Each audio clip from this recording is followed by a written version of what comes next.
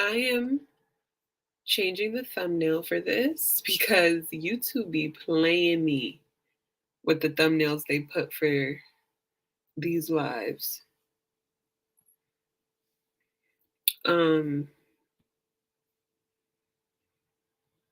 Okay, I changed the thumbnail. Okay, let me put the thing in the thing.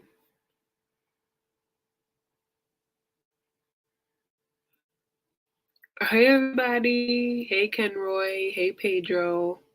Hey Jay, Alex, Kay, Loyal, Cam. Oh, almost thought you said happy birthday. I was like, it is not my birthday. Hey Jordan. I'm gonna put the link in the chat so that if anybody has juicy advice, I need to figure out how to put that in the thing. Join the live if you need juicy advice. Like if any of y'all seen the Read podcast, y'all gotta join the live if you have good advice you need. Even if it was my hair looks good, even if it's in the past.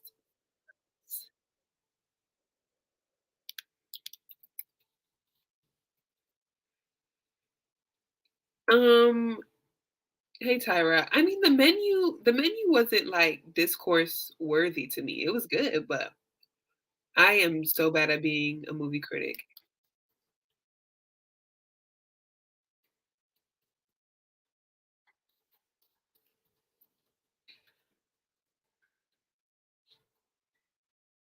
Hold on. Hopefully I'm putting the right link.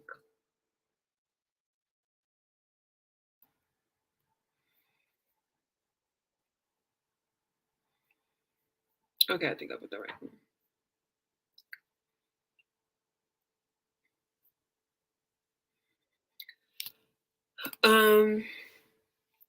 Yeah, I decided to put on my wig. I feel like it looks crooked. Maybe it's just my head. No, I feel like it needs to be that way. I have to flat iron it, but yeah.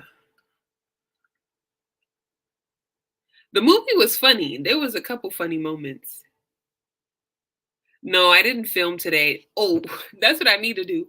After this live is done, I need to get off and finish up because this is the thing. For this Forex video, the part one, since I had to wait for that sweater to come in the mail, I was able to fully outline part two of the video. So I'm gonna go over the part two for the Forex video, the outline tonight, and then I'm gonna film tomorrow. And fingers crossed, I can have it done edited by like Friday to post Saturday. I don't think I'm gonna be done in enough time to post Friday.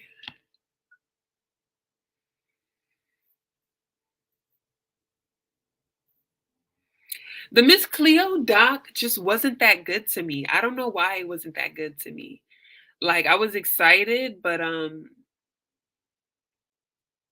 it wasn't that good. I feel like it could have been better.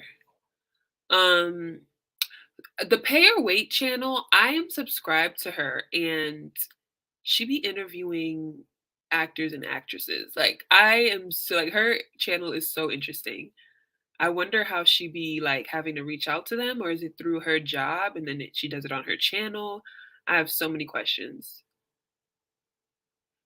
Honestly, this is the first wig I ever bought. I forgot to mention that in my Zenier scammer and the chef scammer. I forgot to mention that there. It looks crooked. I think that's better. I forgot to mention that. And then I mailed this wig back. I bought this wig last year in April. I mailed it back to the girl who made it in December so that she can change out the closure and so she could add an extra bundle and add layers. You can't really see it. She added layers are so hard to flat iron, but that's what I did. So I recommend people all you gotta do is buy a new closure or frontal. Don't be buying a whole new wig.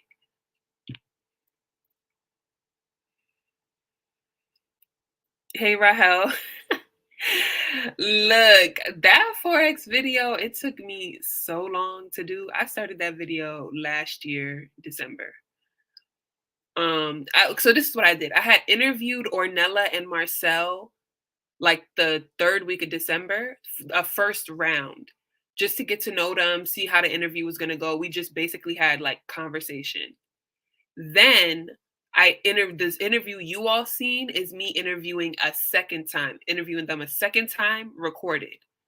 Um, and then I had sent them the questions. So we had an initial conversation, no questions, just getting to know each other, where we think the conversation is going to go.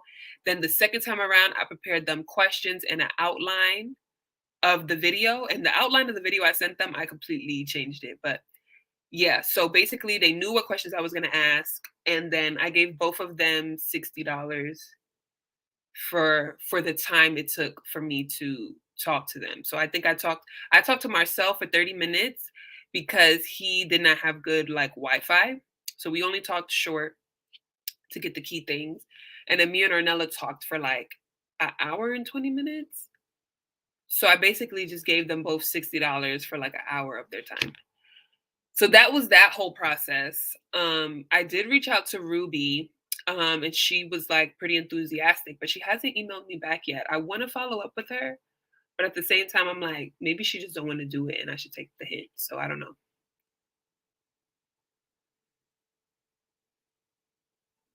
No, we could get into the pink sauce because yeah, she's in Walmart now, but before she was in Walmart, people were still getting pink sauces that varied in color.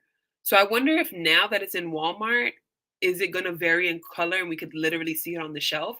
Because with her new, like the new people who have been manufacturing her pink sauce, people were still getting pink sauce in different colors.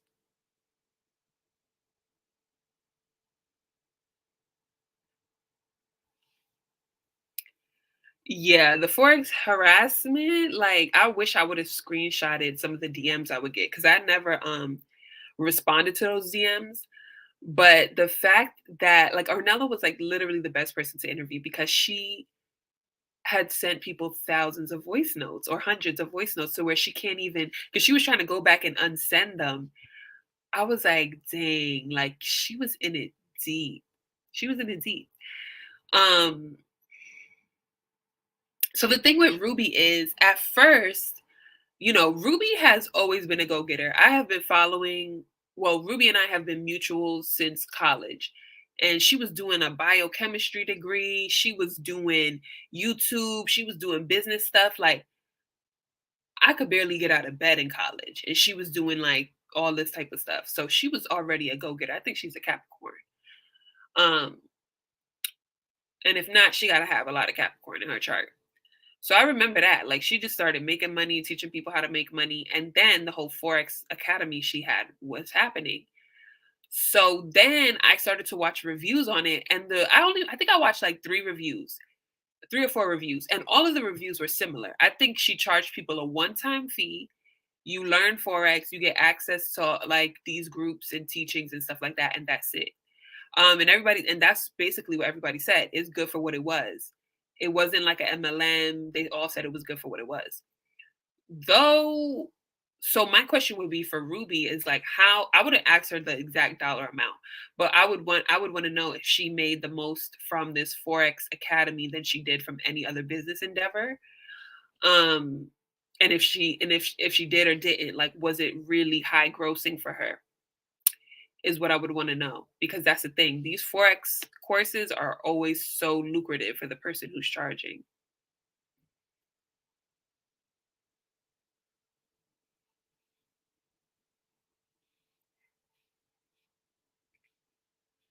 So I wanted to talk to her about that. I sent Ruby questions and everything like 2 weeks ago, to be quite honest with you. So I've been really on top of trying to get people. But yeah, if I haven't interviewed her yet, I'm not going to. But I did tell her that I would reference the academy in the thing. What is Ruby doing now? To my knowledge, she is an angel investor and she like bought a house. Like she she came back, she made a video coming back to YouTube like 2 months ago or a month ago.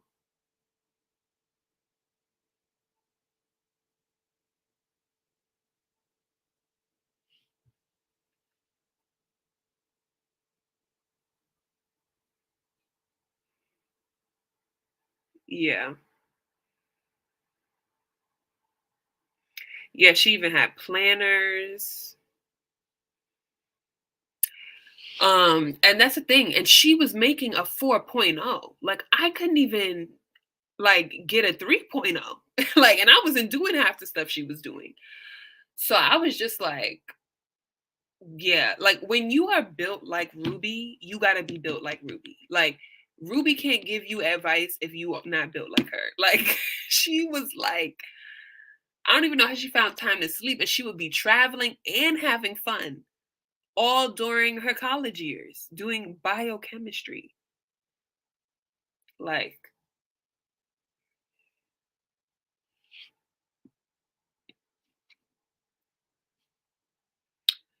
I think she finished school, but that's it. I don't even think she's doing her degree. I don't think she's doing something in her degree. Um, but that for some reason, it's so many people who be studying biology and then don't be doing biology after. I know she did biochemistry, but I'm saying people who be doing these bio things do not even, they be going through hell and back their undergrad that they don't even continue to pursue the thing.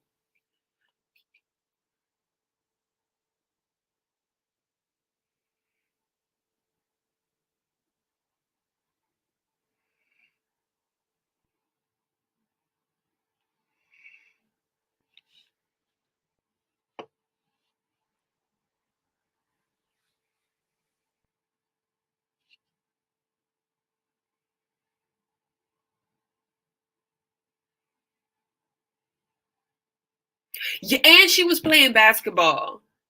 I don't know how that girl or when that girl slept. Like I don't know.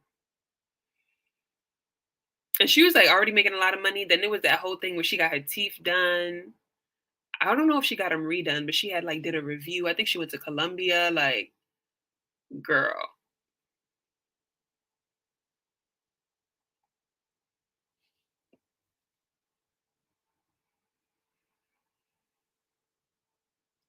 This is your roommate. I'm sorry. That is so funny. Impersonate her. That is really funny. That is really funny. You sure she ain't got a twin? I don't even know, but she did have siblings that looked up to her. Like, you just had to be there. You just had to be there. Like, YouTube, like, it is 2023. Like, we're really referencing 2016, 2017. Like, that's what we're referencing. That it doesn't feel like it was that long ago, but it does feel like it because I know we were all different people back then.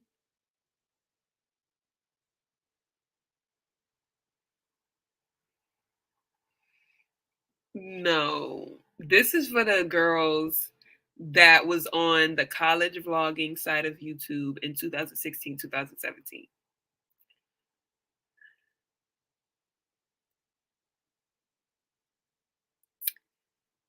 She has a lot of videos private. Like the same thing with me. I've been posting videos since 2014. You're not about to find those videos on my page anymore. So that's like Ruby. Ruby has been posting videos since at least 2015. But she, of course, privated a lot of them. She would do a lot of vlogs and stuff. So, um,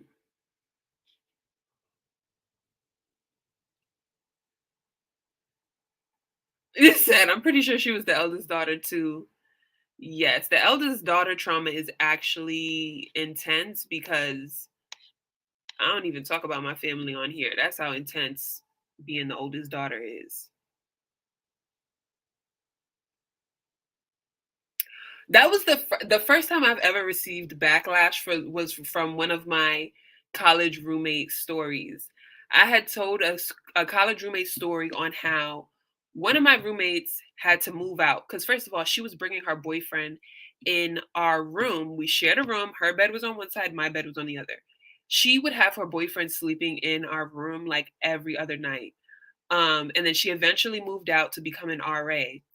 And it was kind of sprung on us. You know, it wasn't a buildup. We had no idea she applied to be an RA. So it was her job to find a new person who would live with me. She found this girl, never told me about the girl until I think the day she moved in. And then when that girl moved in, I think I was at work or I was at class and I come back in and there was a she was no, I think I was sleep. It was something where she was moved in. She didn't come home that night or something. And then I was sleeping and then woke up to her in her bed. And I'm like, whoa, why if you're moving into a room with another human being, aren't you going to pace this out a little better? And people were just really upset with me. And then I think I had posted the video after she moved out or something because I was saying she was intimidated by me because of my race. Because ever since she moved in, she would not really communicate with me. And it was so weird. And I'm like, and I think I had asked her, and I think I had put video footage of me asking her, like, is it because I'm black or something that you don't want to that you was intimidated or something because you didn't go about any of this in a sane way. And also, she was extremely, extremely dirty. And I think she was dirty though because of mental illness. Like, I'm not trying to pathologize. I think she had like something. I can't even remember what I thought she had because she would start stuff and not finish it. Like, she would pour out her book bag and it would be junk all over the living room floor. And she would pour it out because she was going to organize it. And then she'd stop and never revisit the task.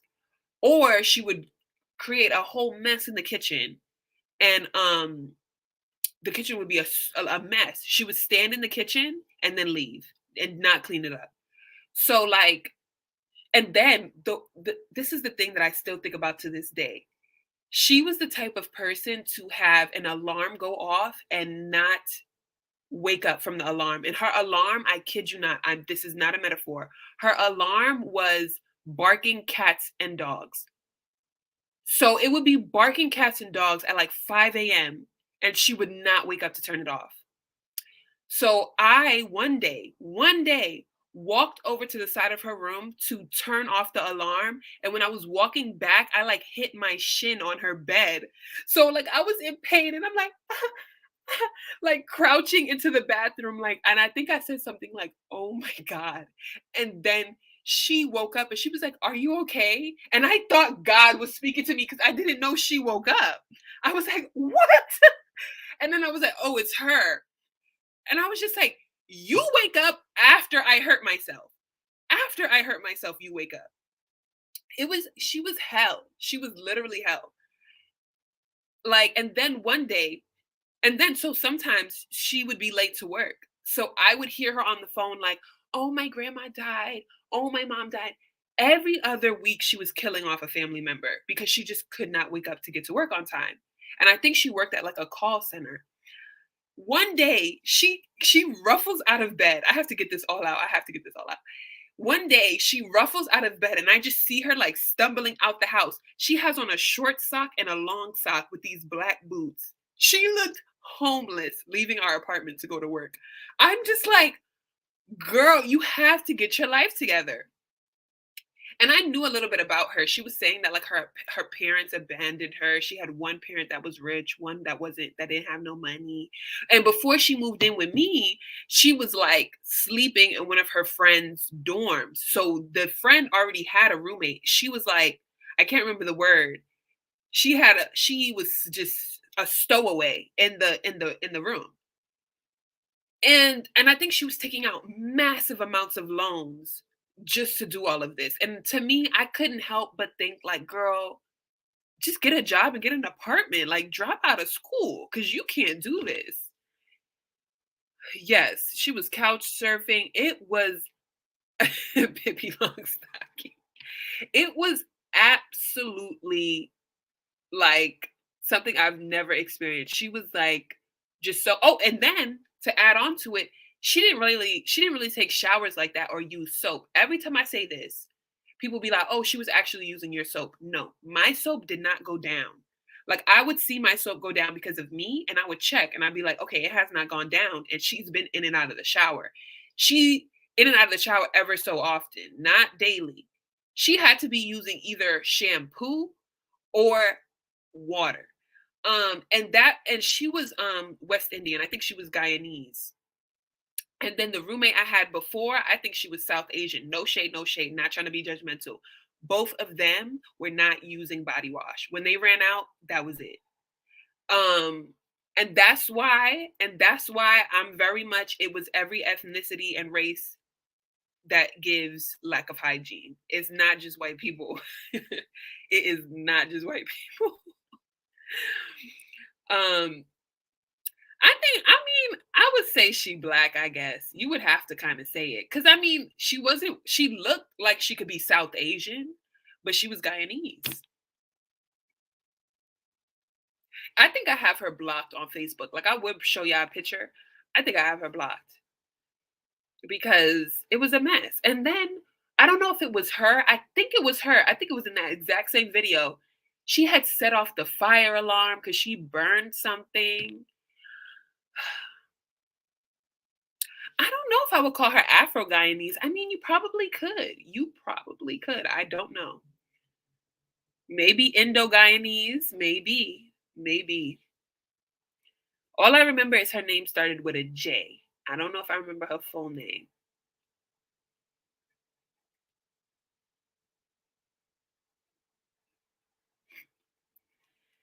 She was a mess. No, no. I had one white roommate. She was basically homeless. I love her name. I'm not gonna say her name, but I love it. Um, One day, I guess she was displaced, so she came to stay in our apartment and she was sleeping on the couch. Like she was sleeping on the couch. And I walk into the apartment and I see bare white butt. Bare white butt with like a little pink thong. Why are you coming to somebody's house to sleep because you are displaced and I'm walking in and seeing your butt? She got way too comfortable. Way too. Why are you naked? She had on a t-shirt. Why are you naked? I was just like, and then she ended up sharing a room with me for like a month before she had to move into someplace else. And I'm just like, OMG. If anybody ever let me spend the night because I've been displaced, I'm putting on a full pair of pajamas. Like, I wouldn't even consider sleeping with no underwear, even if I do that all the time. Song. Song is what I saw. Like, what? Then, and this is the thing, I've had 15, at least 15 different roommates my whole course of college. So I have nothing but stories.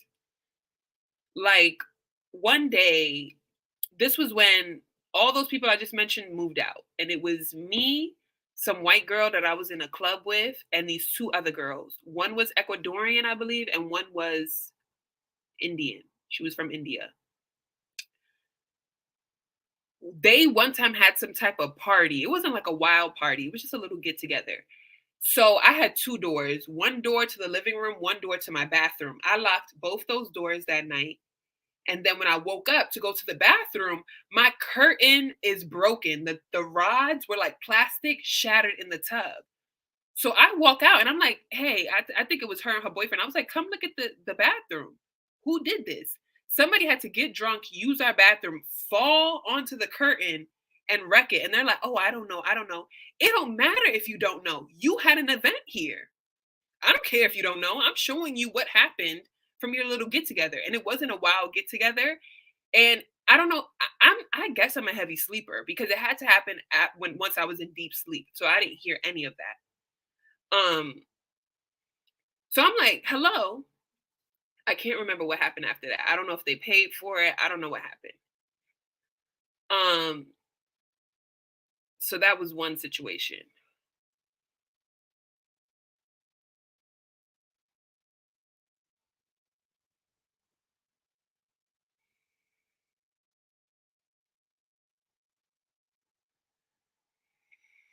Like I started commuting my senior year, but I still had roommates. So I was living in a two-bedroom. And and then the living room was like my room, and I had like a divider over it. The divider went all the way to the ceiling. Um, and the only issue, I never really talked about the last three roommates that I had. One girl, we're gonna call her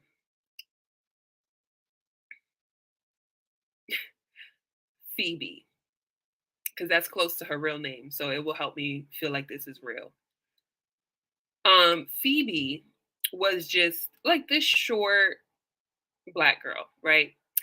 She wasn't messy. She was a regular person, like regular clutter, regular everything. No complaints other than she would have loud sex. I couldn't hear it only when I went to the bathroom. So the apartment is like, let me see how I could describe it.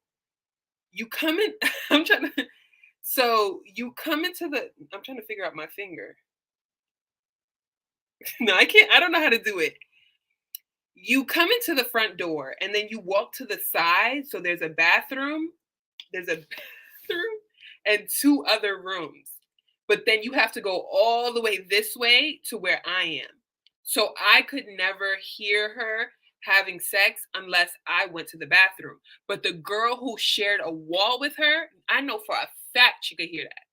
And she would have sex with like different guys, not all the time. She would have her go-tos and she would ask for like a STD check. So I would say over the course of living with her, she probably had sex with maybe five different guys. And that five is being generous. It could have been four. So one day she's having like this loud, like you hear this clapping sound. And I think that same time I went to the bathroom, I heard that clapping sound. I think because once I went to my room, I couldn't hear it, so I was like, "Thank God." But I think she was in the kitchen, and I could hear what they're talking about in the kitchen. And in the kitchen, I think she was saying how she was letting him do a certain sex position that wasn't penetration because he hadn't gotten his test results back. I was like, "Why am I hearing this?" But and then she would moan too, and her moan was like a squeaking sound. It sounded like a plush toy was being squished. And I was just like, I don't know how that girl is doing it living next to her. I don't know how. Um, so that was that situation. But she eventually had moved out.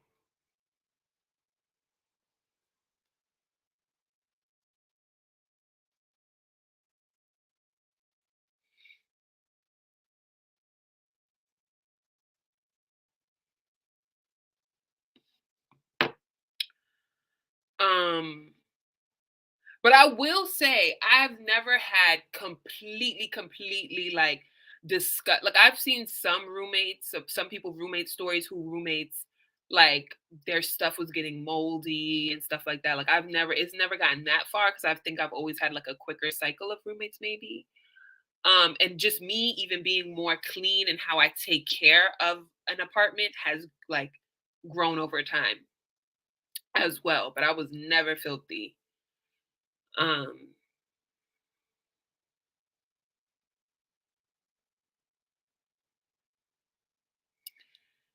And then I had this one roommate who where there wasn't much issues. She was one of my last roommates I had. There wasn't too many issues with her, but I feel like she was being petty. Like I feel like because me and the girl she moved in with weren't that talkative, she felt like she had to like be not talkative. So she would rarely say anything to me, which was fine.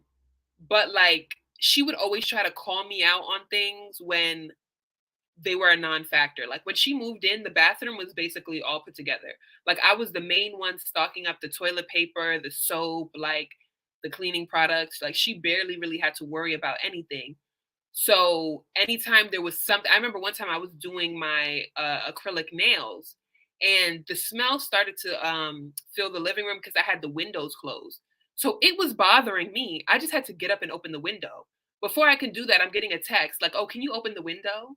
And I'm like, because I guess it got into the vent or something. And I'm like, girl, you can relax. Because why are you looking for something to text me about? Because then when she burns stuff in the kitchen, I don't be like, oh, can you hurry up and put that out? No, I've never, things happen. So let's relax. Um, and then there was another situation. I can't remember what it was, where I was just like, girl, there's nothing to like you trying to be something you're not.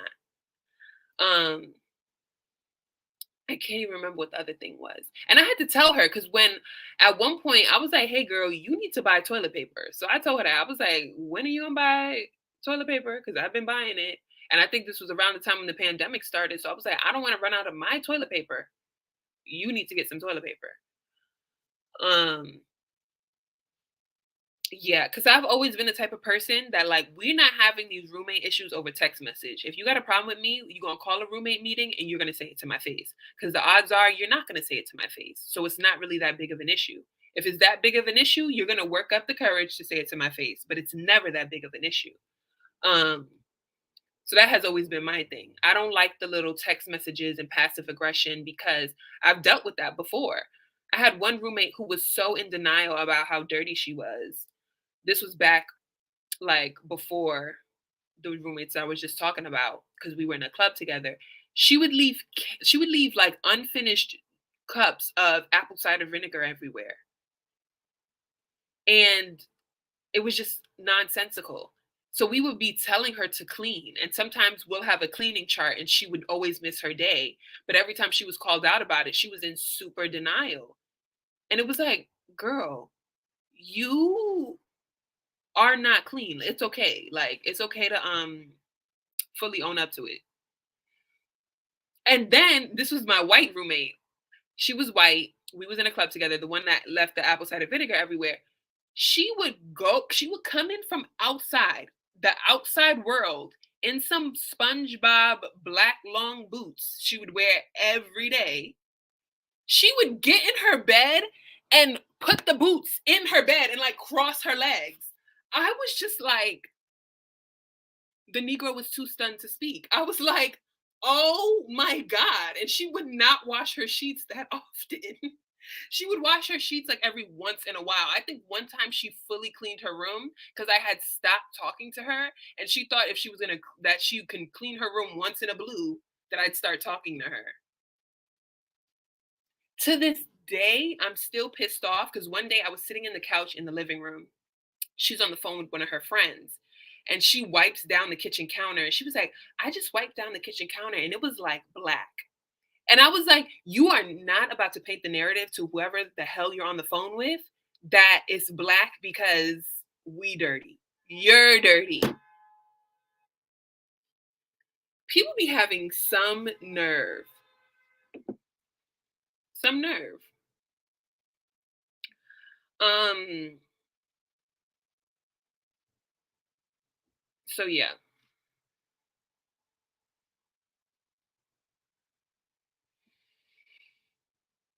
And she was cool to talk to at the beginning, but I'm like, I can't have camaraderie with you, girl, if you don't know how to keep things clean.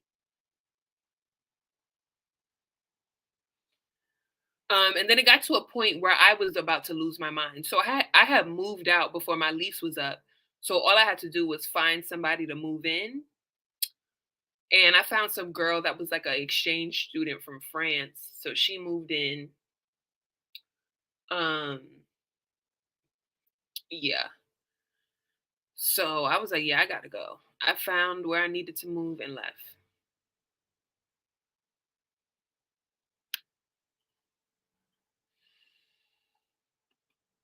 And Mary Jane is hosting another travel thing. Look, I'm about to pay for it just so I can have a story time.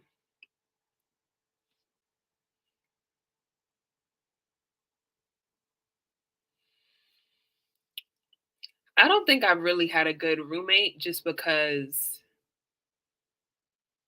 I think living with people is just it's eventually gonna be tension, I think. Unless y'all both have like a very nonchalant spirit and a very like um quick on confronting things type of thing. And if it's enough space in the apartment, then you might have a good roommate situation. But I think at the end of the day, it's always going to be like, I just want to live alone. Like, I don't want to have to share my space. Be like Choice and Follow. I'm going to just go to where they go and be like, okay, and just watch from afar. No, that Choice video was absolutely unhinged. Like, the fact that he, like, in that video, I don't know if that in that video to this day was her like travel itinerary number, but the fact that he saw that in one of her videos and got access to all her information is why nobody should post travel vlogging until you're in a whole other two destinations. Like, she was really, really, really irresponsible with her vlogging.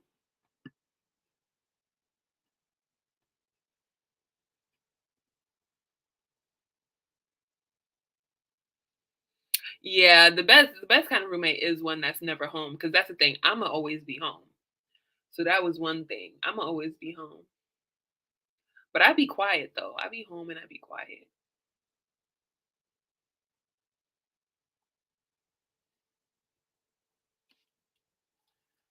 Like, and then he said he kept going outside until he saw her walking outside. It was just like, that was clearly a stalker video. Like, though we got some entertainment from it, he stalked her, and that was highly, highly inappropriate. Like we watched somebody stalk someone. Like, I don't understand how you could be that irresponsible to edit and upload a video that had all your info like that. She might as well have posted her little boarding flight information. Like, there was so many things that people tell people not to do because people will literally find all your information or be able to cancel your flight.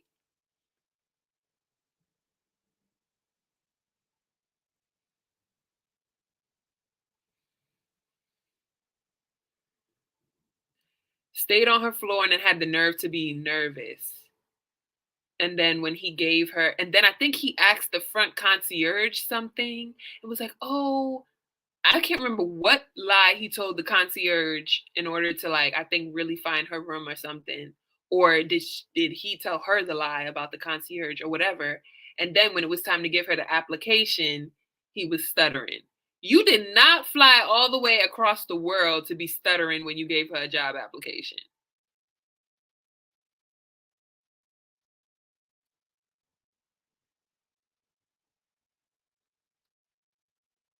I wonder is that video still up? And then did she, I think she tried to respond to it saying it was creepy because it was in fact creepy. And girl, you're a scammer. He's creepy and you're a scammer. Two things could be true. Don't try to get out of it now. I feel like you learn a lot about yourself when you live alone. You learn that everything is expensive. That's what you learn. So many people, there's actually a lot of videos of people getting served. Like Erica Jane, if you saw that video of Erica Jane from the Real Housewives getting served, they will find you.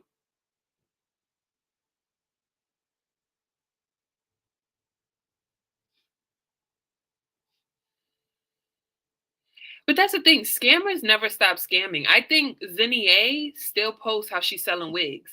Somebody commented on my video where I was talking about Zinnie A scams, and they were saying that she scammed them recently. They were like, oh, they recently got caught by one of her wig scams. I'm like, she like she need the money. She need the money. She not gonna stop. It's honestly at this point, like she's like, and this is the thing with Zinnie A. Every now and then she could actually send one person the wig. Everybody else after that who had inquired about the wig, they're getting scammed.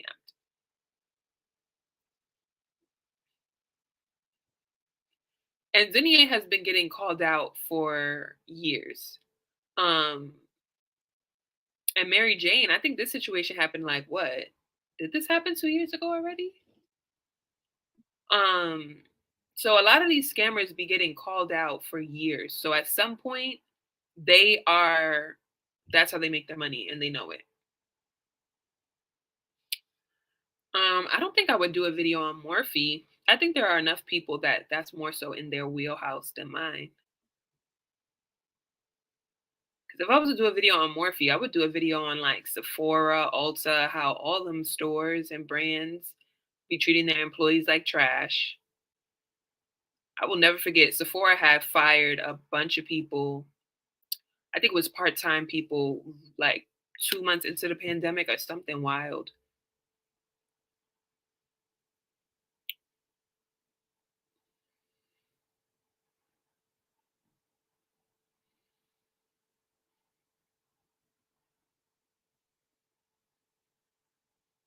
But this is the thing. I think with some people like Mary Jane, not all creators and people who freelance and are like not traditionally employed don't manage their money well.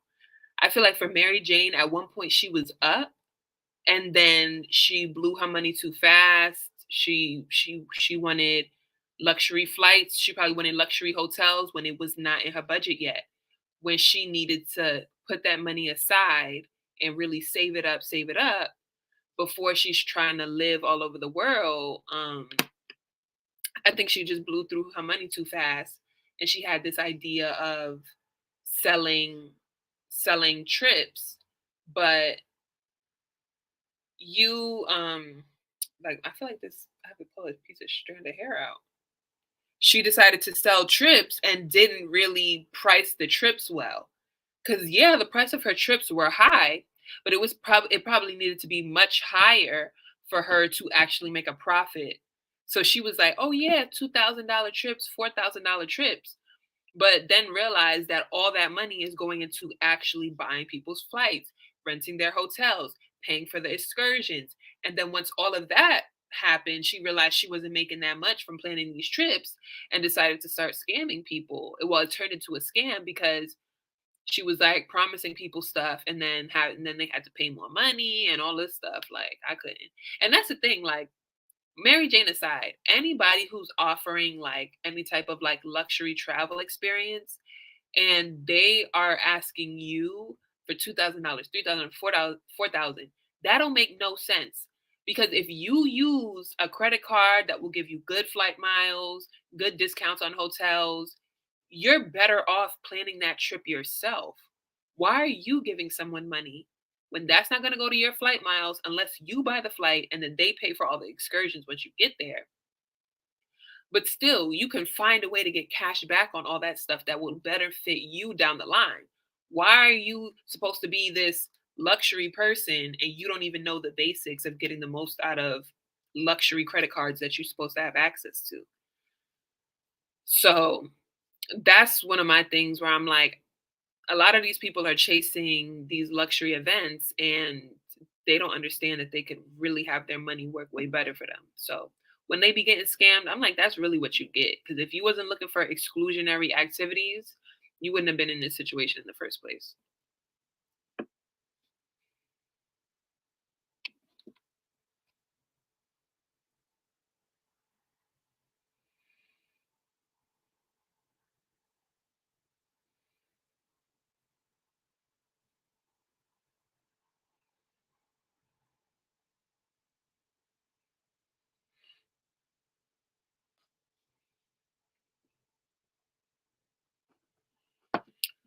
I think that's the thing. I think with being a content creator, maybe there's sometime a threshold for when people take you serious. Because I think a lot, I've just been seeing on TikTok a lot more people saying that they're content creators because anybody could be one. Like you could just say you're one, and that's no shade. Like that's perfectly fine. But because of that, there are so many people who start doing it to start scamming people or to eventually start selling something they don't have no business selling, advertising stuff they don't have no business advertising, and then quickly content creators become scammers because it's just that easy.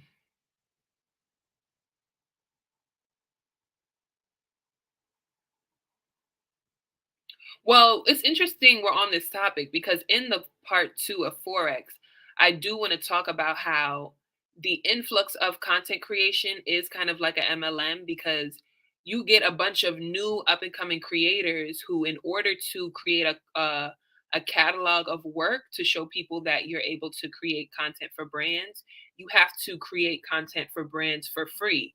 So random brands end up getting free promotion from like these budding up and coming, like green eyed, I don't know the phrase, um creators, giving all this free promo to brands that like are in no way ever guaranteed to like actually give you a deal or repay you for your time. And then you end up quitting doing content creation either a couple months in, or um a year in, and you didn't make no money, and all you did was promote some brands for free. All you did was buy some equipment, and all these people get your money, but you never made anything. You actually, when it comes to like the time you spent making free content, the time you've invested in your content, you lost money. You didn't actually make a profit off of any of that. And then a lot of creators be like, yes, yes, get into creating, post your content, post your content. Why are you motivating more people to post free content for brands, to buy equipment from your Amazon storefront? The only money you're gonna make from content creation is people buying a tripod from your storefront, and you telling other people to get into it just so you can make that money, and that's it. So it's nonsense out here, and everybody's doing it. A lot of people are doing it, not everybody, because people need extra money. People want a side hustle. People think it's so easy when they see other people do it, and it's not easy at all. I think for me, and I mentioned this the last time I was live, one of the things people don't really get right when making certain videos is simply putting pictures and videos on the screen when they say it. Some people don't even have the energy to rewatch their own videos before they post it. You said you was going to post that screenshot you just put on the screen 2 minutes ago. You not even putting it up on time, but you want me to subscribe and like and come back, but you couldn't even give me the screenshot when you said you was going to give me the screenshot. Like, hey Stephanie, hey Leah. Um so it's stuff like that. Like, you have all these people who are trying to, and then you have the girls who were like, getting into creating wig content. They don't even know how much to charge for a wig sponsor. They doing 3 videos for a random brand in China on a wig, and the brand only paid them $100. What are we talking about right now? So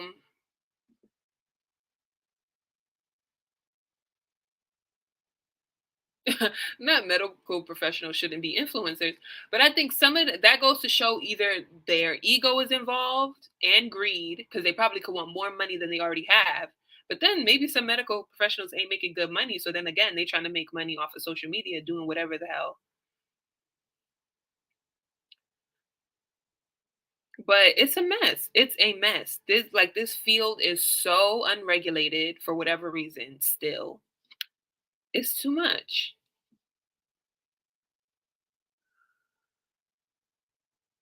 Then like I'm not. They be like, hi, welcome to my channel. Like, comment, and subscribe for my next video. Girl, you couldn't even put the camera like this. I'm not coming back here. So it's just like that stuff, just like that stuff always be bothering me. And I'm like, who's going to tell them? Not me. Not me.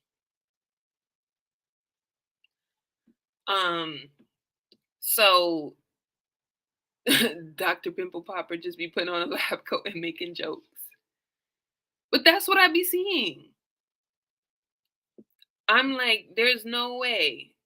Um, and I wish if I had the extra money, I would definitely buy these people's courses and classes on content creation just to see the like free advice that they're putting together in a paid for booklet. Because and this is the wild part. Like, the information, there's actually information that I would pay for in order to help me make better content, but some of that information might be me actually taking a graphic design class. Some of that information might be me going to school for like film production. That's the type of stuff I want to know. Other than that, There's no way in hell anybody should be paying for any YouTube advice or creator advice. Some of it just comes down to being an organized person and also being passionate, because sometimes there are certain things you have to be passionate at in order to just continue to do it. Like, if I'm not passionate about something, the odds of it getting done is very, very slim. Like, and it's so unfortunate. It's really unfortunate. And I wish passion wasn't my motivation.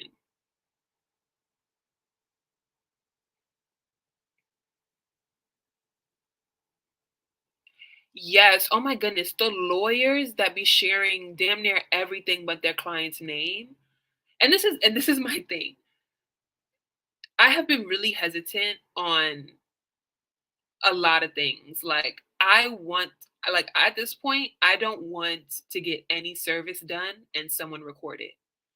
I don't want anything recorded unless I am recording myself. Because the way everybody is turning their clients and their past clients into content, I'm like, this is actually ridiculous.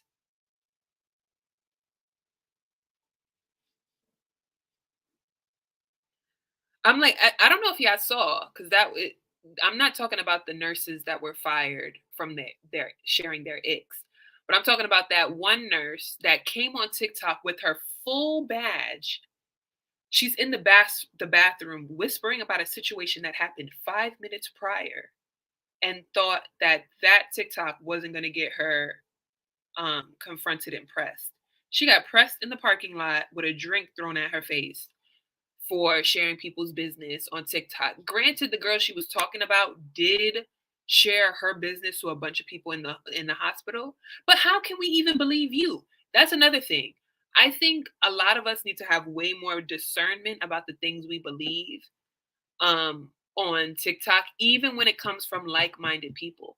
Because I definitely feel like I've fallen into the trap a few times and having to be like, wait, let me fact check this, let me look into this, because all you doing is being a black woman who seems to be leftist saying anything. I can't just automatically believe that. Can you cite what you said? Do you have a track record of saying something like this? No. Not everything you say has to be blasted to millions of people. That's why I always take down these lives. I'm just talking. I don't want this permanently up for an endless amount of people to see. And I feel like that's what sometimes TikTok is like. Like, I'm just like, it's way too viral. I'm like, yeah, you was on the right track, but like what you said actually like really can't be backed up, and you said it as if it could. Like, put disclaimers, like just be real clear that this is just something you made up, like, because people take it and run with it. And then it gets real scary because some people be like, oh, what's the point of reading when there's podcasts and there's YouTube videos? And I'm like, I don't have any words. I mean, I can't convince anybody to read. I can't. Like, I'm just like, whatever. It is what it is. It is what it is.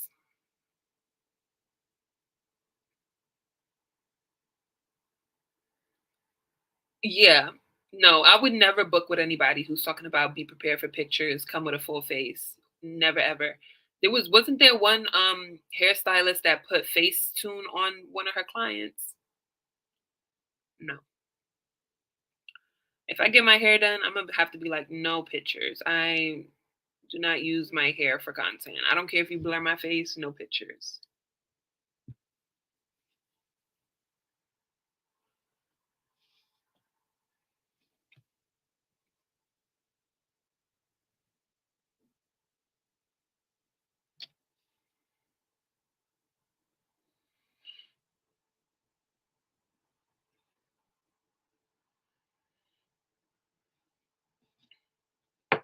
Well, it was actually Face App, I believe. It was like Face App. So the Face App put a full face of makeup on the girl.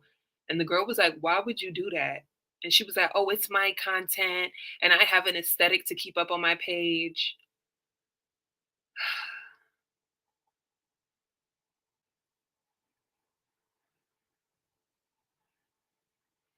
Yeah, like I forgot there was recently somebody I watched. Oh, there was somebody on TikTok that was like, "Oh, I want to get my breasts done, and if I like bring 5 people, like we could all get $1,000 off." I was like, I don't have any words. I do not have any words. I'm like, you really better hope all of you come out with the exact desired results, or else people are gonna be really upset. I need some tissue.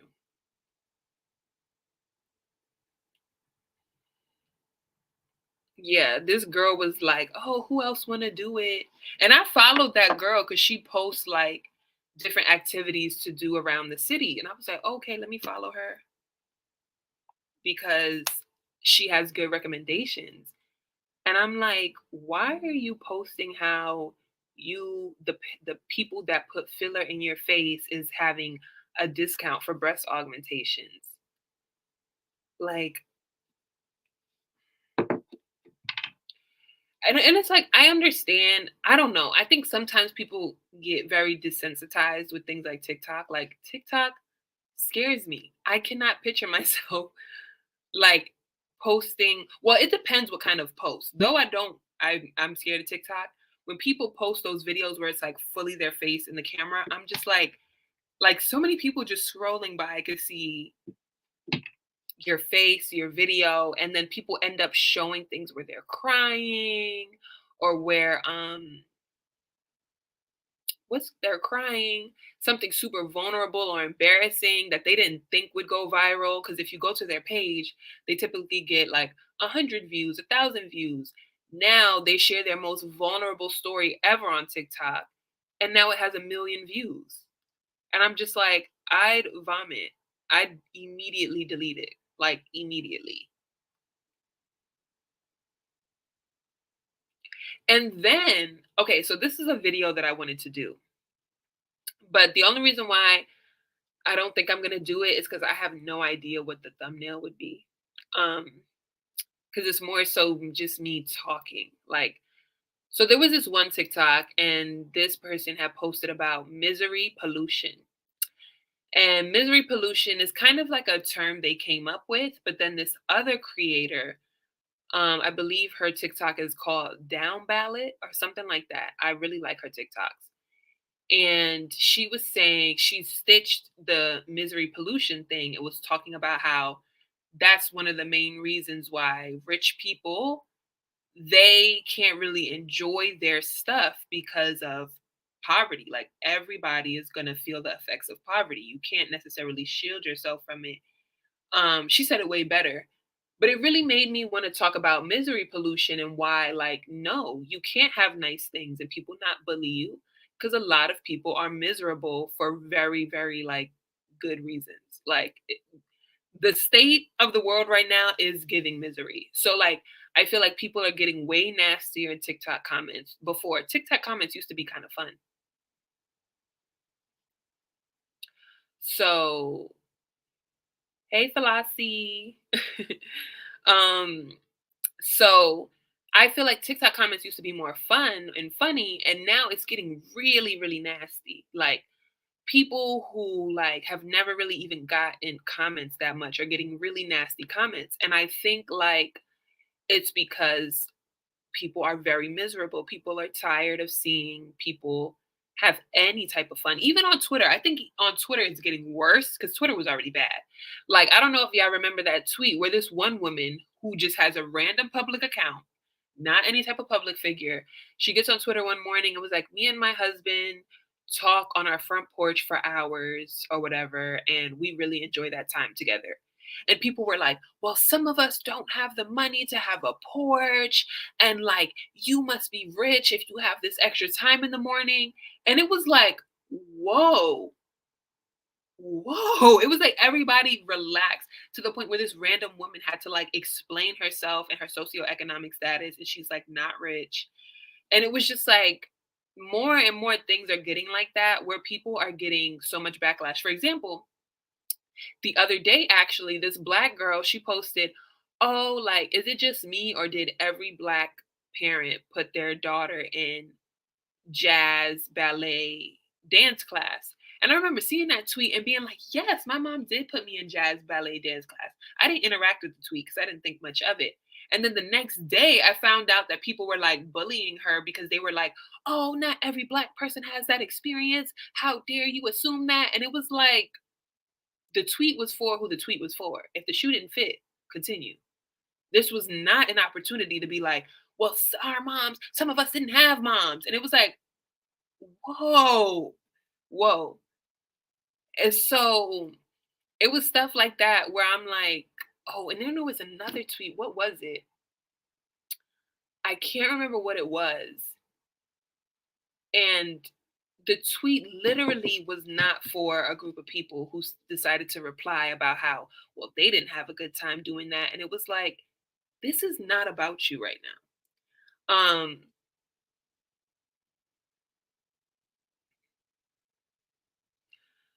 So I'm just like, it's getting a little bit much. Because I also feel like content like mine be having people think that any and everything could be critiqued. Like, that's why I tell people not to send me recommendations via Instagram and Twitter. People could put video recommendations in my comments because I mean, I really don't care because I'm not going to do it. But when people go that extra mile to like DM me an idea, like I just immediately delete it because I'm just like, I'm not going to do whatever you think is worth it. But I feel like some people be using the same type of words people typically use to critique things on things that like are like a non-factor. Um, so that's when it gets a little scary. I think we discussed it before. Like there was this one British creator who was like, "Oh, lightweight makeup and light coverage makeup is discriminating against girls who need full coverage." And I'm like, "No, just no." So I was just like, this is not where you use discrimination at all. So and people rightfully dragged her, and I was like, damn, my sister is getting dragged because she do be having cute looks, cute makeup, but that take was absolutely horrible. So yeah, I think some people are a little bit lost, and I'm sorry, unfortunately, I have to contribute to the critiquing community, but I be trying not to critique things that are actually not a factor.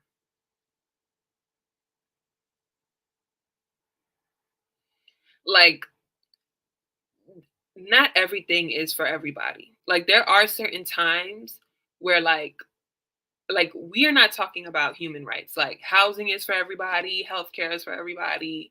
You know, not whether or not full coverage makeup is a trend or not, or out of style. That doesn't have to be for everybody. Favoring people who have straight hair systemically, that's a problem. If straight hair is a style that naturally white women participate in because their hair is straight, that's not inherently something we have to participate in.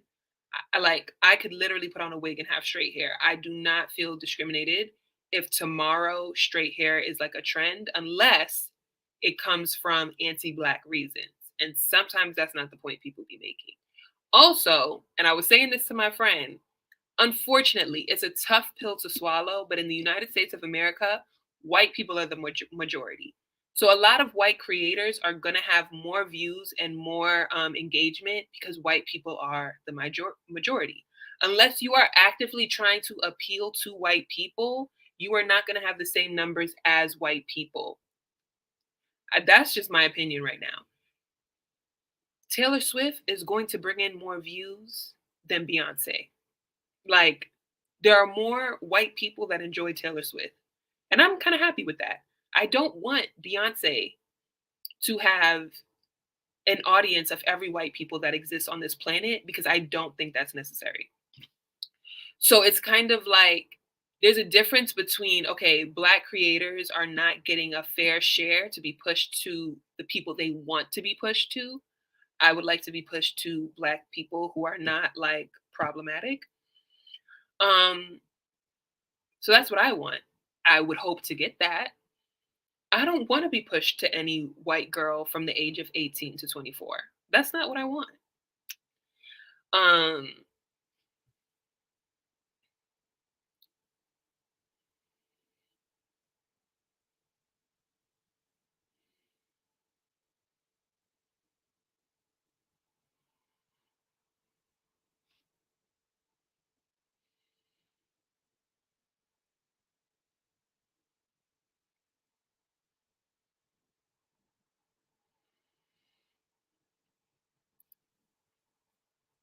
And I also think some things are new. Like, I think you said critiques on obesity are valid.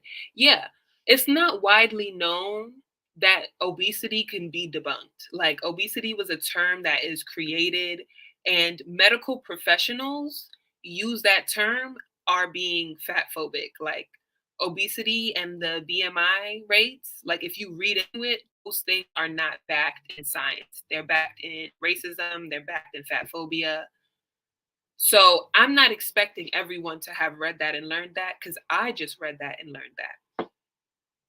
So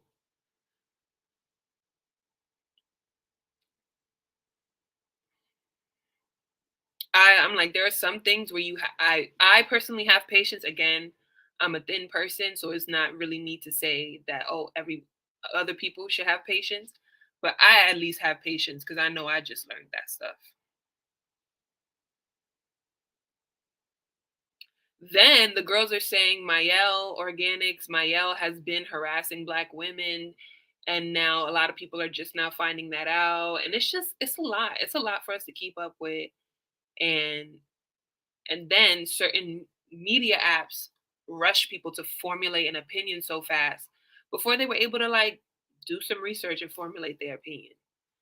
So that's one thing too. Like I can't really something like with this Mael Organics thing. If I was to ever talk about this, it's gonna have to be in 3 to 4 months. I can't talk about something like as soon as it happens because usually more stuff comes out. You want to make sure to do more research on it.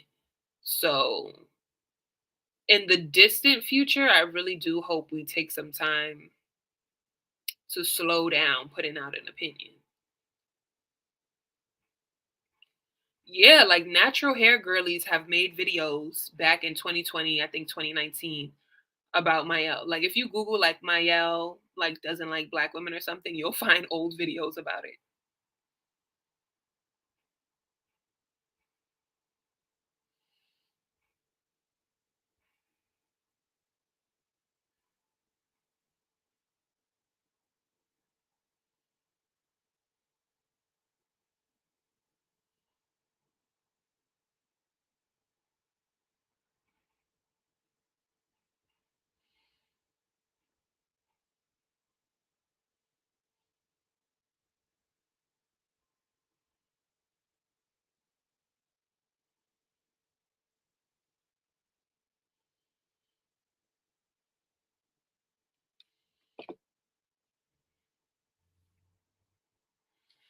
And I think Mayel is like really rich too. She was at like some auction that Beyonce was at buying stuff that was like $100,000.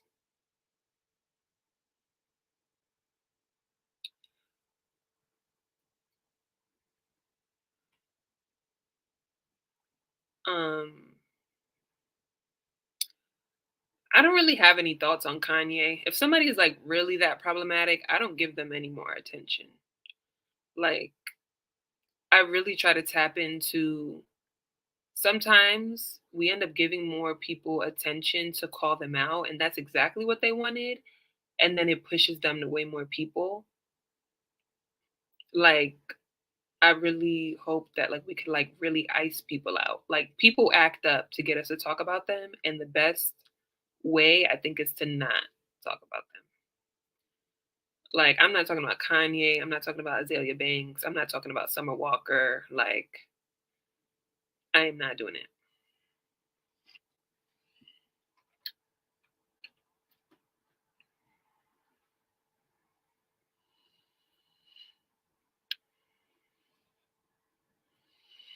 Like especially Kanye, he loved that attention. So It's kind of like acting like these people don't exist will hurt them way more, especially the Kardashians. Like, I think, and this is the thing, like when people talk about the Kardashian downfall, you end up giving them what they want. Like, you end up giving them exactly what they want.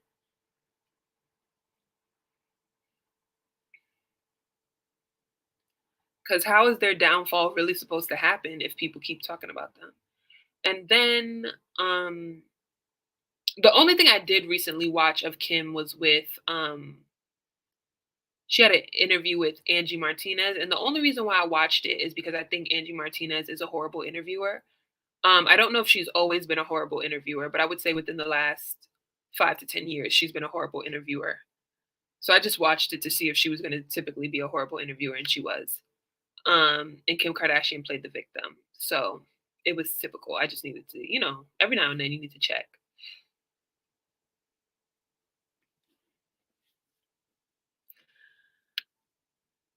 And it's just so interesting the way like the elites protect each other. And it honestly has been really, really eerie because I want to do a series on Jada Cheese. And the way, the way, the way being an elite capitalist within the community of people who are like 20 to 30 is so unchecked because someone is cute is like driving me up a wall because I'm like, these people are openly calling themselves elites. They're openly like constantly showing you like their wealth and very exclusionary practices. They don't acknowledge public health emergencies. They shield themselves from so much stuff, and people keep eating it up. I'm like, why are we debating if Ari and Jada have beef and not the fact that they spent like 10 episodes um calling us poor? Like we could really talk about that. We don't want Ari's makeup. We do not want Jada's clothes.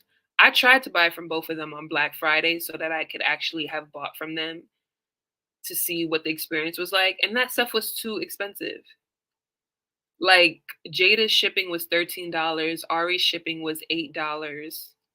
I was like, and Ari's selling makeup. Why is your shipping $8 for makeup? So,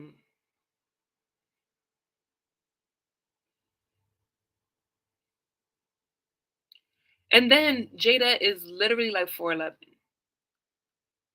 Like, I just feel like you should not be 4'11" making a clothing brand where you are the primary model. No.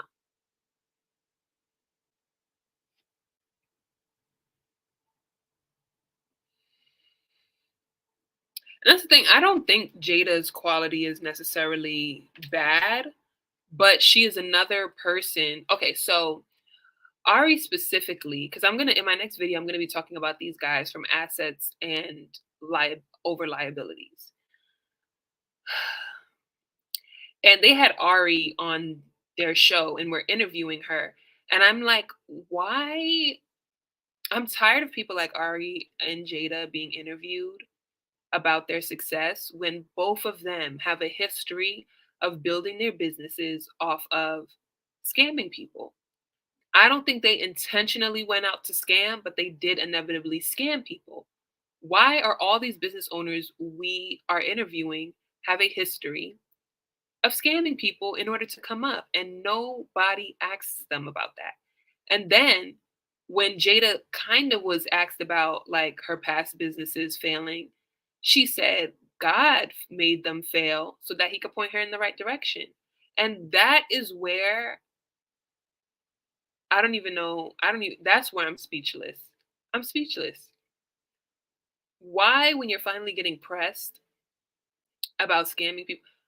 So God failed your business to point you in the right direction, but God wanted me to get scammed out of my money. Is there another God? You have one God, I have another. Like, why is God only working in your favor? So she blamed God.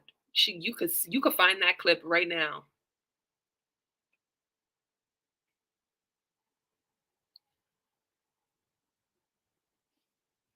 Um, so yeah, I do like this. So there's a part of me where with people like Jada, I'm not sure because I definitely do believe she sells a lot of products. Like her brand, I do believe that she probably has a lot of units and sells them. But I don't fully believe she really makes enough from her business yet because she said she pays her employees well. So I think with her paying her employees well, keeping the website fully stocked, um,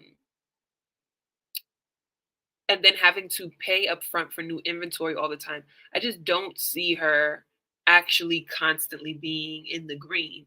I think it only seems like she's in the green because she makes money from so many other things. But it seems like those people do have a lot of bills, and they do bring in a lot of money that makes it seem like they don't have a lot of bills, but as soon as they stop bringing in money, that's why they always got to be working. And that's another thing where these people earn your leisure. Oh, girls like Jada and Ari that make this money and seem like they're, living a relaxed life. They're not. They're always working because they can't stop because their money is going to their lifestyle. Like you can't stop working. And I think like even rappers too, none of them can stop working because they have so many expenses. Um and is Stephanie still here? That was one of the things I think she mentioned about Beyonce and Jay-Z is like, does Beyonce have to keep going on tour in order to like make money because her lifestyle is so expensive? Or can she retire right now if she wanted to? Or does she have to do this Renaissance tour because she needs to continue to pay for all these houses and make sure her kids got security in private school, you know? So that could really be a thing when they live these big lifestyles.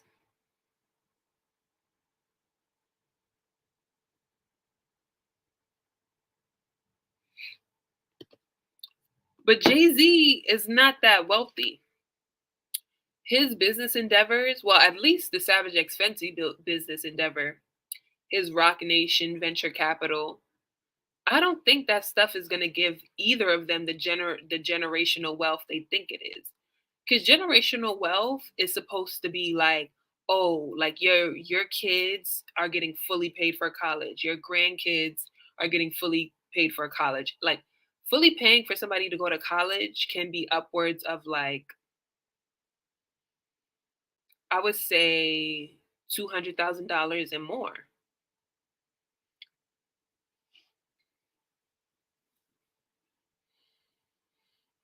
I think Beyonce could retire if her lifestyle wasn't so big.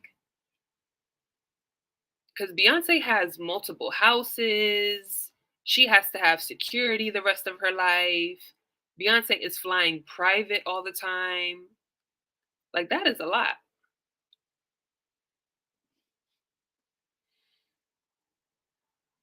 I do not believe Beyonce and Jay Z are billionaires. I don't believe it.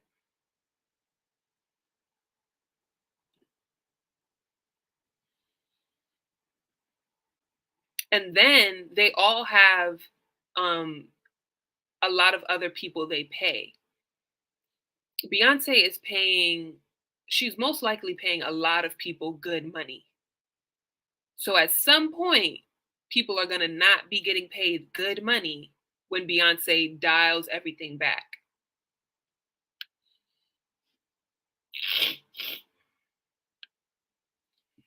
Well, why did Beyonce wear a blood diamond in the first place? Because she was paid to do so. That was a sponsorship check. She got paid to do that. Beyonce is really famous, but that does not mean that she could constantly actually have this generational wealth she wants. I think. Like, why does Beyonce have a horrible Ivy Park line? Ivy Park is almost as bad as Savage X Fenty when it comes to the designs. Why does Beyonce want an Ivy Park line? Is it for money? And if it's for money, it's money laundering. She ain't making money from them clothes. Why does Beyonce have an Ivy Park line?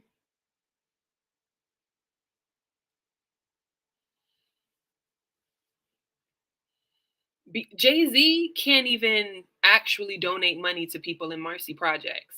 He want to dangle the money over them so they could work for it. Give them the money if you have $1 billion.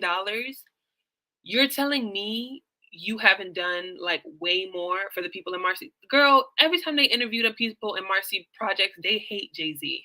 There is an interview, I think, is it by the New York Post? They don't like Jay Z.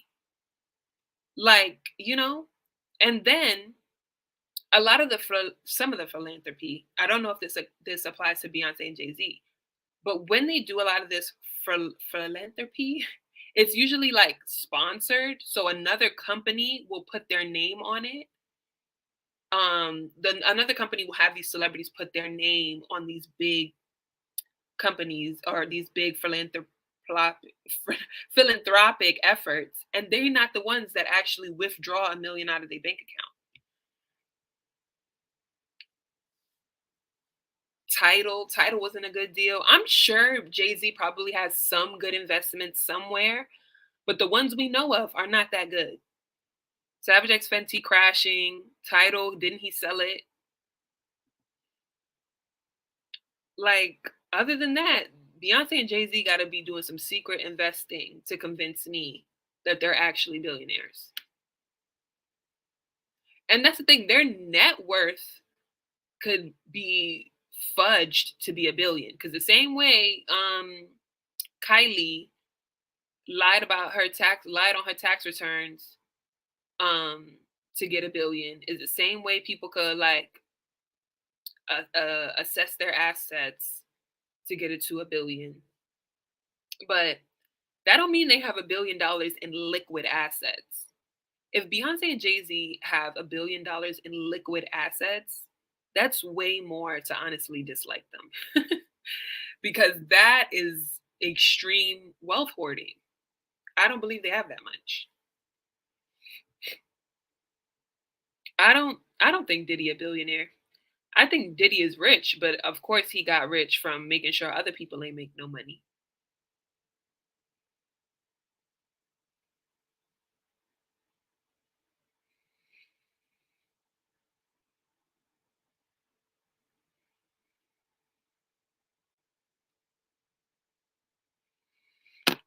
And then Beyonce has huge, huge productions for her concerts. Not saying she's not taking away millions of dollars from her concerts, but she has a huge production. She has a huge dance team.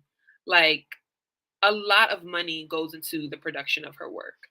So she cannot be, I don't believe Beyonce be skimping on paying for production and paying her dancers. Beyonce, and I guess like I mean some of these things are gifted and some of these things could be tax write-offs, I think, at the end of the day. But still.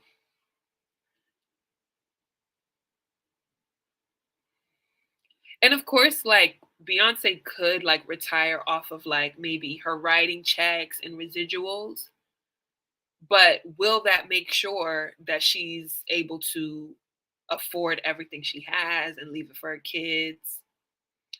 I don't think so. And I also think with the cost of living, I think again, this is something I wanted to mention in my Forex video, is that it is really, really expensive for people to keep up the appearances they were before. Like, some people are trying to like appear as like luxurious as Beyonce when they don't have those millions of dollars in the bank account to just throw away.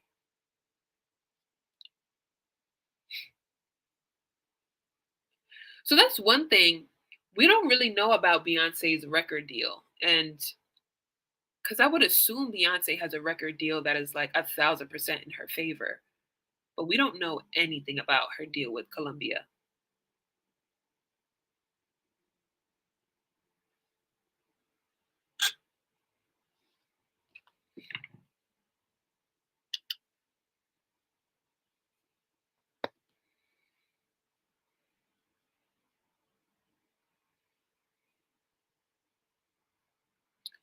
I don't think we know about Chloe and Halle's deal. I would hope Beyonce wouldn't put them in like a bad deal. Chloe and Halle, because that's the thing. If they got a 1 million signing bonus, that could be a loan. Do they have to pay it back? Oh, and Chloe did say she doesn't make money off of music like that. That she referenced that her music is more like a promotion for her rather than an income for her. And that's kind of wild. She said, of course, she got them in a bad deal. So,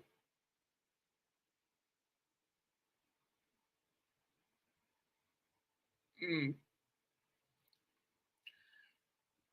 so yeah, I'm like, I don't want to give too much to these celebrities. I'd rather question them first and have them prove me wrong.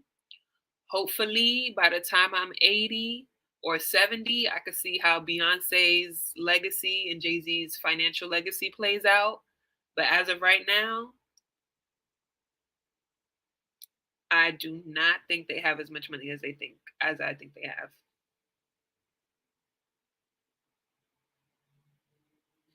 Cause what, Mama Tina ain't working. Jay Z mom ain't working. These are all these people who you have to be giving money to every month. They got multiple assistants, nannies. These are people that at bare minimum are getting $100,000 a year from them. Bare minimum. Jay Z probably giving his mom 100,000 to live from. Beyonce giving her, these people have a lot of people on payroll. And at some point, you're going to have to cut those people off. And in order to keep paying them, buying everything you want, flying private, switching properties, interior design, you vacations in Italy, traveling all around the world, you're going to have to keep working.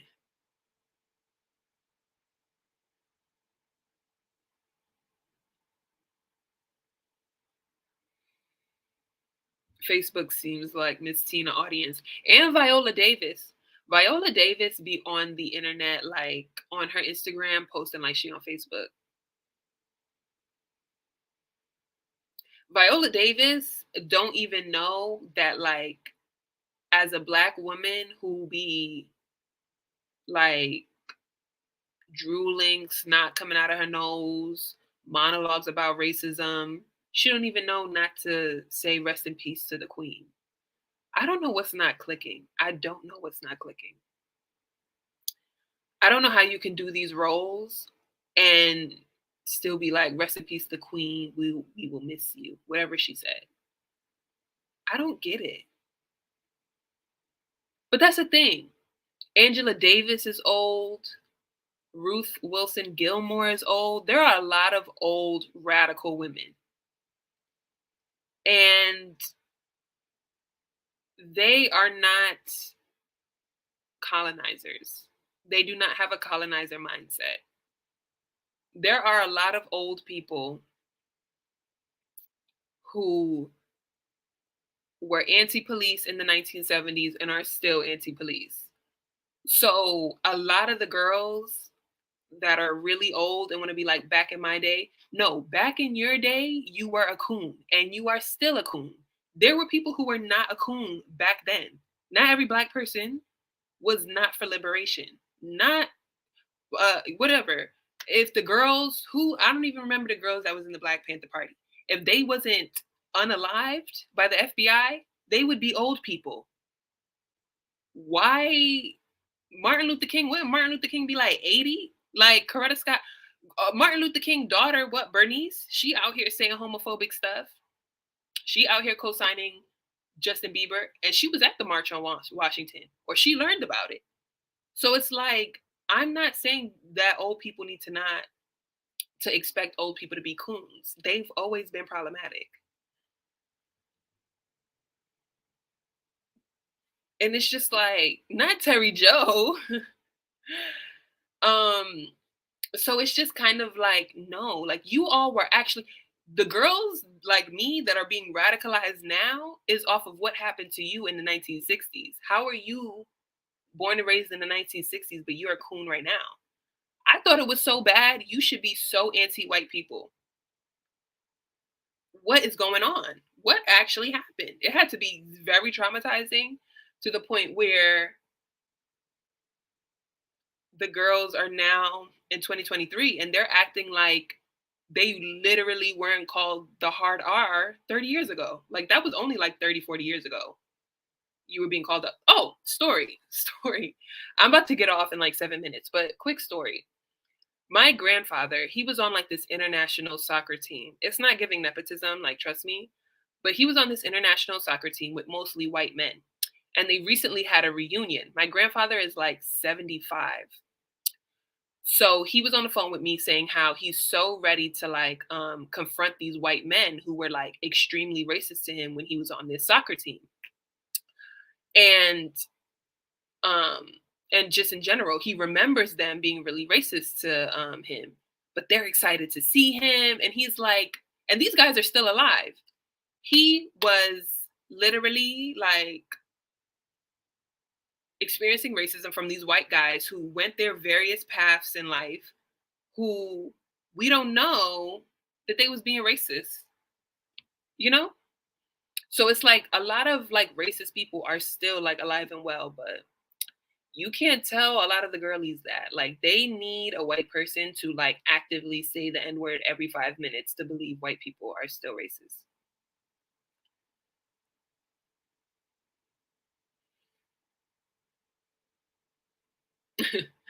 I wish my grandpa still had some money. He's sitting there on Medicaid in an old people home in New York. It's like, what did you do with this money? He said my grandpa gotta he go gamble at the casino, then gotta have me cash it because he owe tax money. Why I gotta come hours away to cash a lottery ticket for you? That's $1,000.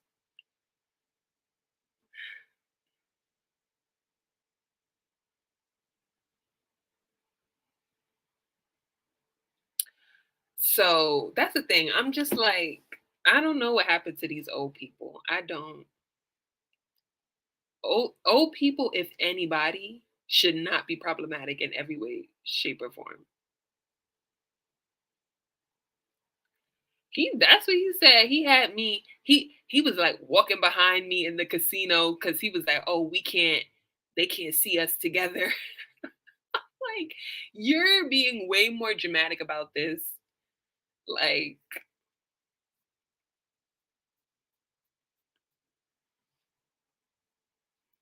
when they get old, they forget. They get old and they forget. What are y'all talking about nuance? Nuance to what?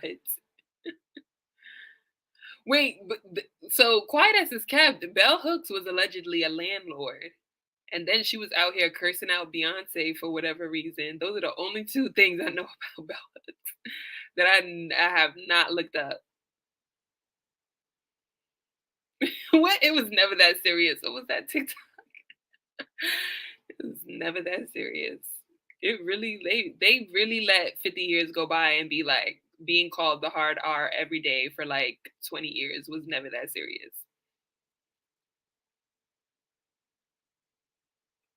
Honestly, Bell Hooks calling Beyonce a terrorist was really a bold move because we have to get past the benevolent personalities and call people out for like what they be actually doing. It said Bell Hooks made actual points. Exactly. She made some points, but the terrorist point, she let her emotions get into it. But she said it with her chest, I guess.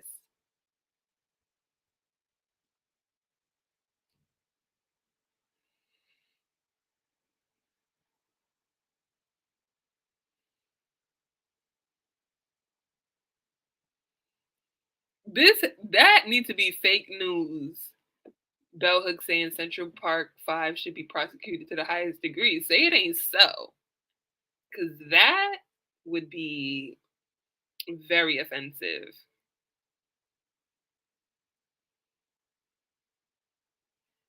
Don't Dionne Warwick be on Twitter just playing way too much?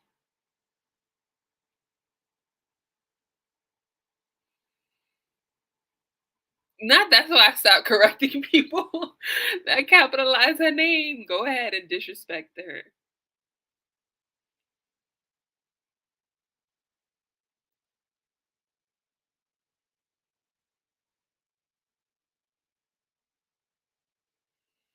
You said even when you read some of Bell Hooks' books, it's like there's a gap sometimes. I wouldn't be surprised.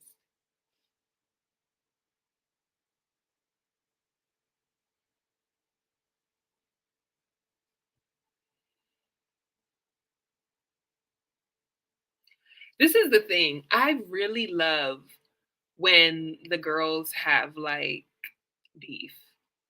I really wish if I could go back in time, because people say Audre Lorde was like really mean. If I can go back in time and see it for myself, I would really live for it. Because you know the gossip had to be good during the civil rights movement. You know they were gossiping after church, during the march, after the march. I want to know the gossip. Yes, you're telling me about the horrific things that they did, but also give me the gossip. Because I know they were going through it and then still finding time to be like, girl, did you see so and so at the planning for the bus boycott? Why would she wear those shoes? Why would she wear them glasses? Why was she talking to my boyfriend? I know it for a fact. And disagreeing, they probably was listening to Martin Luther King speak like, yeah, he is doing way too much. Why he only 20 sounding like he's 60? I'm sorry, I cannot listen to any. I have to read Martin Luther King speeches. I can't listen to him say it. He sounds so old and he wasn't even that old. He was not even that old at the time. The girls was probably like, he wanna be grown so bad. I know it. I know. I want to know. Like, I will pay for the tea.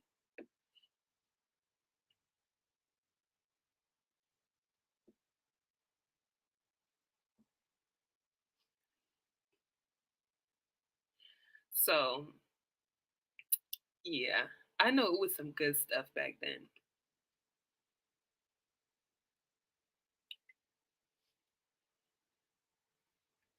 Like, I don't know if y'all know Otis Redding. He died at like 20 something, but you could not look at a photo of that man and say he was not 52.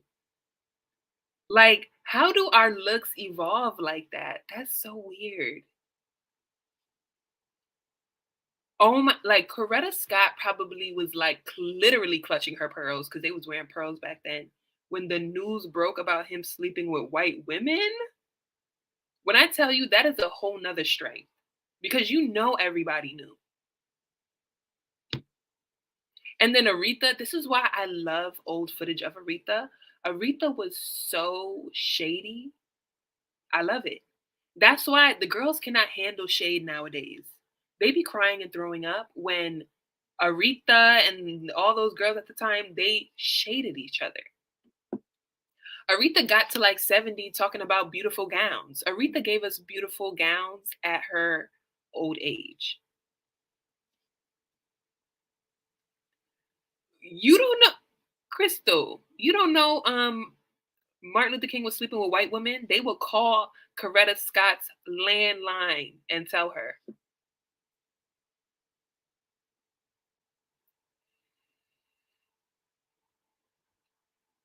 And Whitney, oh my God. I feel like we are so blessed to have the shade that Whitney gave us. Whitney shaded Paula Abdul a way that I could only dream of shading Mariah the Scientist. Like the way Whitney shaded Paula Abdul, what is that the equivalent of Beyonce shading? Well, Mariah Carey shaded J Lo. That was fair shade. But like Whitney was like arguing with her mom on camera. Like, no, Paula Abdul is trash. She can't sing and she can't dance. It was something like that. We need that.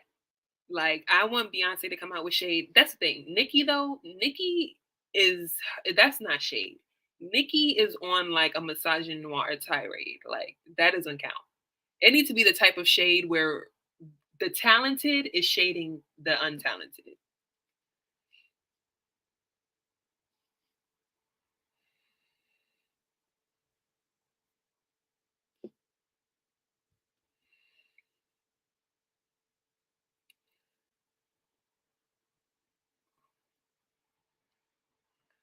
Okay. Oh wait, I noticed someone just joined, but I'm about to end it because 1 second. Okay, wait, because I'm expecting something. Let me see.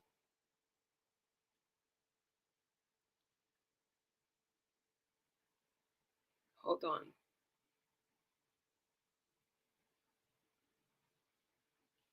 Okay, I'm gonna let you on to share. Hey. Hi. Hi, Karina. I'm coming to you from my bathroom office. Okay. I'm sorry if I'm keeping you. I want to let you know how much I love you. Oh, thank But I didn't know you were ending the live. you. But so maybe for another day. You nearly made me go IG live myself. I was about to fall out. And then I behaved myself. I'm trying to be a young black lady and behave these days on the internet. And my Instagram is private for that reason. I'm trying to stay where I live. Please, another day, explain to us the context with which bell hooks called Beyonce a terrorist. That's news to me. I knew for a fact she shaded Beyonce's feminism. I think it But a terrorist? was something about her sexuality, maybe. It was something along those lines. Do you know what I was going to say on my IG? And I knew I would not be able to keep a straight face. And I knew that it would then become me taking the piss and then me going back to my own past scenarios. Beloved, in this life, because before, my old phrase was, do you think the Elon Musks of the world are worried about what the TMZs are saying? However, I don't want to be associated with Elon Musk. Forget that. I was trying to use the analogy that we shouldn't care about. Instead, because obviously now it's more like my community, we're all trying to make up. Guys, if women, we need to just learn to accept one another as we are. If bell hooks, a titan in feminist thought, can call Beyonce a terrorist? Let's look at You're a terrorist? Then what hope do you have to be loved amongst all in your peers? That's all I was gonna say to my following. But and I was gonna make a joke and link to other stuff, but that shook me. So for another day, you'll tell us. You'll find out for us. I'm sure you'll do a deep dive for us and explain to us how that context. That's shocking. But yeah. Wait, I think she said this out her mouth. Like, I don't think she wrote it. No, but that's my point. That's shocking. But that's my point. Oh yeah. So Sorry. So Tick, you're right. So technically, one should argue I shouldn't be bringing in her feminist theory. You're right. But it's just because she's a person of a stance. So it's like I'm saying like, well, Beyonce is who she is, and Bell Hooks is who she is.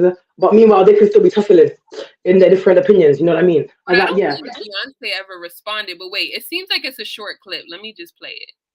Does Beyonce ever respond? But anyway. Okay, let's see. Can y'all hear it?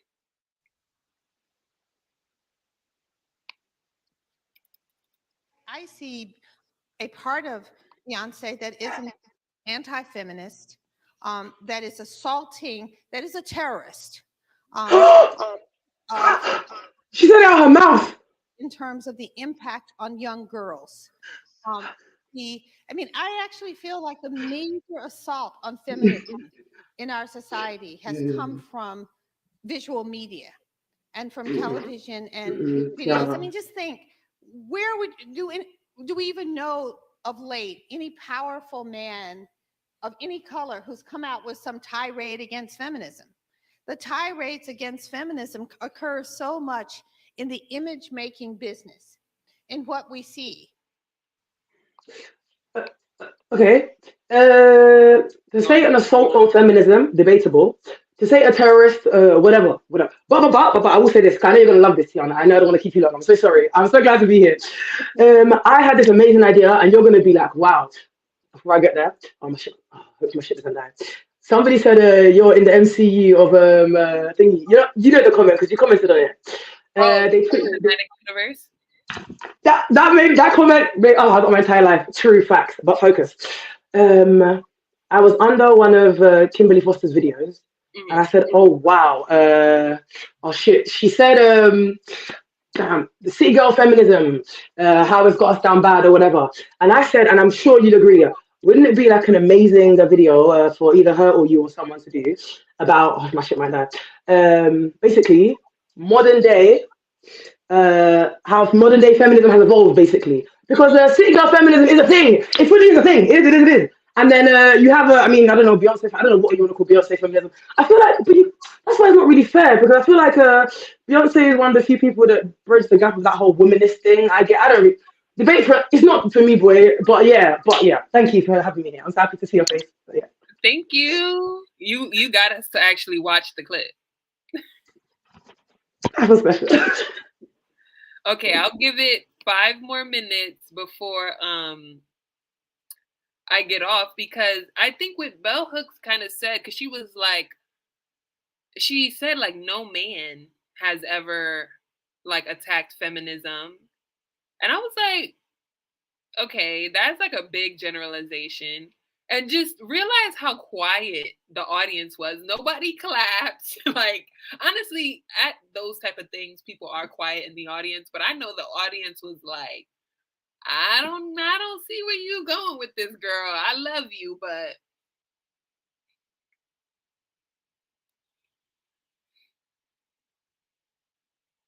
no. So I wanted to do a genuine pick me video on Beyonce, like minus the songs, like not minus the songs, but minus the karaoke. Like, I wanted to do a series video because Beyonce does have like an extensive history of like pick me lyrics, like.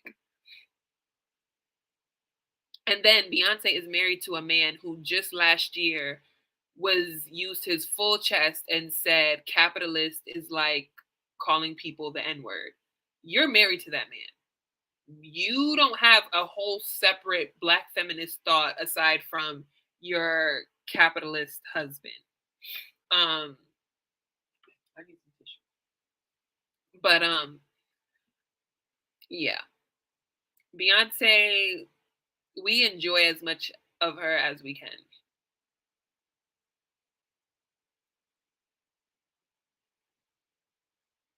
But I feel like with Bell Hooks saying that, it got really like personal. Because I feel like I knew a white line was developing around my mouth. I could feel it. I feel like everybody has like their own personal things that don't quite make sense. Beyonce's feminism is definitely like for consumption, and she waters it down and make it palatable for her own purpose, definitely. But Bell Hooks started to drag it when she was like, oh, no man is doing that. Men in hip hop do that all the time.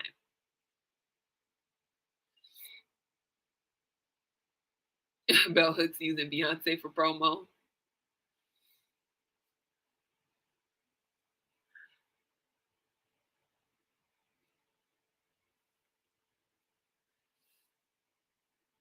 I would also need to do research on grooming because I don't know. I never really talk about that stuff, so I never really use that language.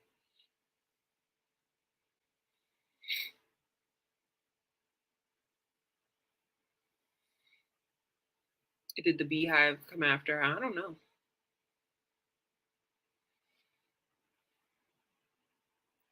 Dr. Umar says it doesn't he?